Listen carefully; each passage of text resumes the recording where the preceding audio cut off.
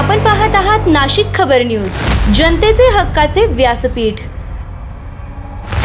इंदिरानगर येथे 17 मार्च रोजी श्री मच्छिंद्रनाथ महाराजांची भव्य पालखी। नाशिकमध्ये प्राचीन मंदिर उभारणीसाठी सहकार्याचे आवाहन प्रवीणनाथ महाराज।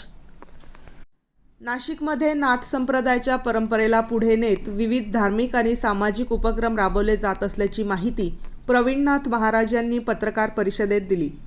समाजातील गरजू, गरीब आणि अडचणीत असलेल्या लोकांना मदत करण्याचे कार्य नाथ संप्रदायाच्या सेवाभावी परंपरेतून सातत्याने सुरू असल्याचे त्यांनी सांगितले।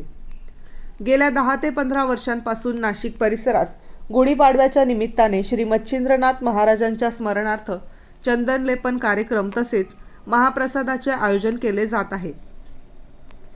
या कार्यक्रमासाठी दूरवरून नाथप्रेमी आणि भाविक मोठ्या संख्येने उपस्थित राहतात। या परंपरेमुळे नाथ संप्रदायाबद्दलची श्रद्धा आणि आध्यात्मिक वातावरण अधिक दृढ होत असल्याचेही त्यांनी नमूद केले।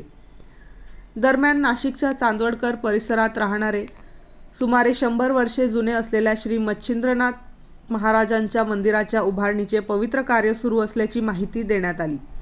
हे मंदिर नाथ संप्रदायाच्या आध्यात्मिक परंपरेचे महत्त्वाचे केंद्र ठरणार असल्याचे सांगत या मंदिराच्या उभारणीसाठी समाजातील नाथप्रेमी, दानशूर व्यक्ती आणि नागरिकांनी सहकार्य करावे असे आवाहन करण्यात आले। तसेच 17 मार्च रोजी इंदिरानगर येथील सम्राट स्वीटजवळून श्री मच्छिंद्रनाथ महाराजांचा भव्य पालखी सोहळा मार्गस्थ होणार आहे।